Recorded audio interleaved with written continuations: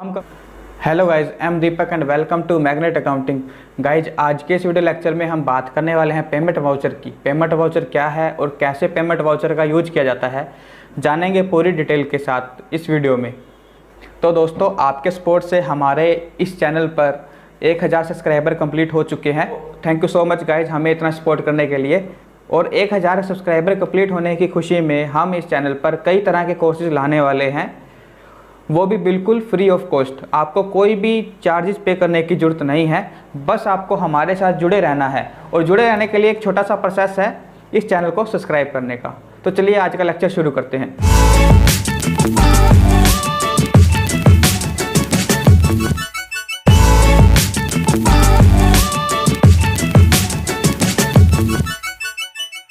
तो इससे last video lecture के अंदर हमने रिसिप्ट वाउचर के बारे में बात की थी। रिसिप्ट वाउचर क्या होता है और कैसे इसका यूज किया जाता है, उसके बारे में हमने डिस्कस कर लिया था।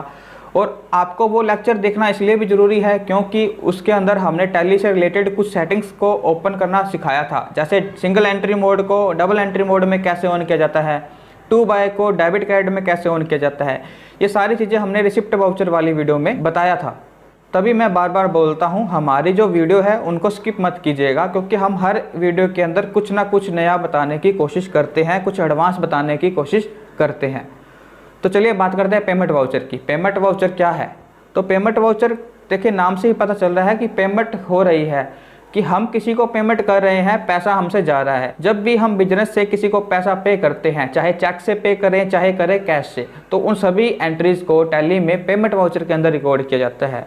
किसी भी कारण से हम पैसा पे करते हैं, भुगतान करते हैं, उन सभी एंट्रीज को पेमेंट वाउचर में रिकॉर्ड किया जाता है। एग्जांपल के तौर पर बिजनेस को चलाने के लिए बहुत सारे खर्चे होते हैं, तो बिजनेस के अंदर जैसे हम सैलरी पे करते हैं, रेंट पे करते हैं, ऑफिस को मेंटेन करने के लिए जो खर्चे होते हैं, इंटरेस्ट पे करते हैं अगर हमने किसी से लोन ले रखा है, बैंक कमीशन पे करते हैं, या सन्ड्री क्रेडिटर जिनसे हम उधार में माल खरीदते हैं उनको पेमेंट करना हो, या लोन की इंस्टॉलमेंट पे करनी हो, या पर्सनल यूज के लिए ओनर पैसा विड्रा करता है जिसे अकाउंटिंग के टर्म में ड्राइंग कहते हैं, या किसी भी कारण से हमसे पैसा जा रहा है थर्ड पार्टी को, उन सभी को पेमेंट वाउचर के अंदर रिकॉर्ड किया जाता है।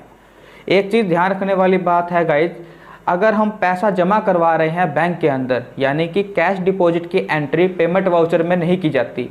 कैश डिपॉजिट की एंट्री कॉन्ट्रा वाउचर में की जाती है, क्योंकि जो कैश है वो बैंक में हम जमा करवाते हैं, तो जो बैंक में अकाउंट है वो बिजनेस का ही है, यानी कि जो पैसा है वो हमारे बिजनेस में ही पड़ा है, बस कैश की जगह पर वो बैंक में चला गया। तो इसकी एंट्री पेमेंट वाउचर में नहीं की जाती, कॉन्ट्रा वाउचर में की जाती है। तो चलिए, हमने थोड़ा बहुत ऊपर से तो समझ लिया कि कौन कौन सी एंट्री पेमेंट वाउचर में की जाती है। तो इसे थोड़ा डीपली समझने के लिए और पेमेंट वाउचर का यूज कैसे किया जाता है, इसको समझने के लिए हमारे पास कुछ एग्जाम्पल्स हैं, उनको हम देख लेते हैं। तो चलिए चलते हैं अपने कंप्यूटर स्क्रीन पर। तो हम कंप्यूटर स्क्रीन पर आ चुके हैं, अब हमारी कंप्यूटर स्क्रीन हमें दिखाई दे रही है। तो चलिए चलते हैं हमारे फर्स्ट एग्जांपल पर। तो पहला एग्जांपल हमारे सामने है, यहाँ पर रेंट पेड इन कैश 3000। हमने रेंट पे किया है 3000 पे। तो जब हम रेंट पे कर रहे हैं तो पैसा जा रहा है, यानी कि ये पेमेंट की एंट्री है और ये पेमेंट वाउचर में रिकॉर्ड की जाएगी। तो रेंट जब हम पे करेंगे तो क्या एंट्री होगी?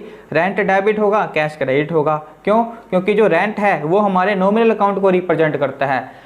नॉमिनल अकाउंट का रूल क्या है? Debit all expenses and credit all income, यानी कि जो खर्चे हैं वो डेबिट करें। अगर हम रेंट पे कर रहे हैं तो रेंट मेरा क्या है? खर्चा है, तो खर्चे को मैं क्या करूंगा? डेबिट करूंगा। और कैश मेरा रियल अकाउंट को रिप्रेजेंट करता है, तो रियल का रूल क्या है? Debit words comes in, credit word goes out. तो जो जा रहा है उसे हम क्रेडिट करेंगे। तो कैश मुझसे जा रहा है, क्या होगा? क्रेडिट होगा। तो एंट्री क्या होगी? Rent account debit to cash account. तो गाइज, अगर आपको जनरल एंट्रीज बनानी नहीं आती, गोल्डन रूल के बारे में नहीं पता, तो उस टॉपिक पे हमने वीडियो अपलोड कर रखी है, आप उन्हें देख सकते हैं। जनरल एंट्री के बगैर टैली को सीखना मुश्किल है, तो इसलिए आपको जनरल एंट्रीज आनी चाहिए।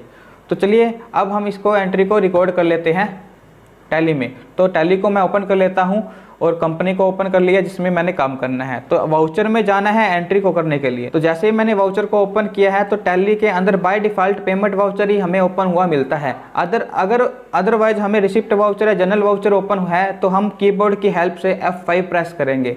जैसे ही F5 प्रेस करते हैं तो पेमेंट वाउचर हमारा ओपन हो जाएगा। या फिर राइट साइड में हमारे पास कुछ ऑप्शंस है, माउस की हेल्प से वहाँ पर पेमेंट वाउचर पर जाकर आप क्लिक करके इसे पेमेंट वाउचर को ऑन कर सकते हैं। तो पेमेंट वाउचर ओपन होने के बाद हम एंट्री को पास करेंगे। तो पेमेंट वाउचर में डेबिट पहले पूछता है और रिसिप्ट में क्रेडिट पहले पूछता था, याद होगा आपको। तो पेमेंट वाउचर में हम डेबिट करेंगे, तो रेंट का लेजर मैं क्रिएट कर लेता हूँ। रेंट मेरा क्या है, इनडायरेक्ट एक्सपेंस, तो इसको सेव कर लेता हूँ।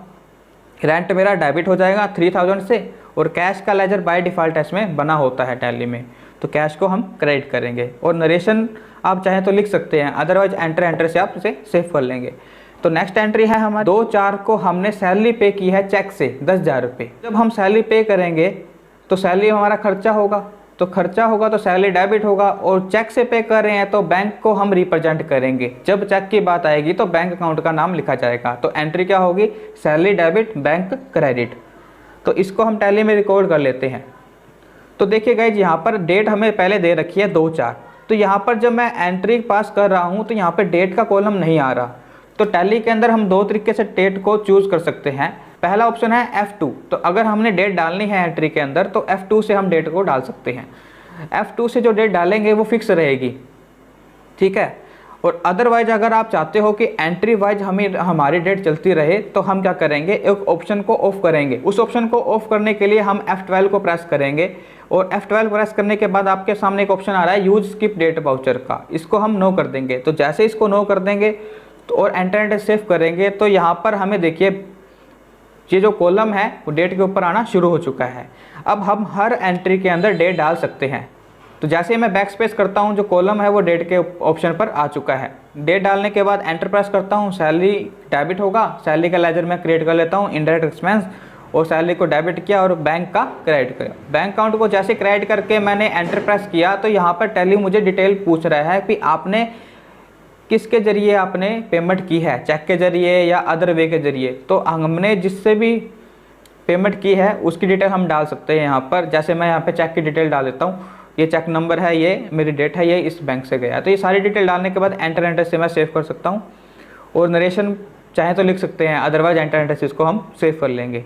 तो नेक्स्ट एंट्री है हमारी, तो नेक्स्ट एग्जाम्पल है हमारा cheque pay to ABC limited second instalment of loan ₹20,000। हमने ABC लिमिटेड को चेक पे किया है 20,000 रुपये का। हमने इनसे लोन ले रखा है और हमने इंस्टॉलमेंट पे की है, तो इसकी एंट्री भी पेमेंट वाउचर में होगी।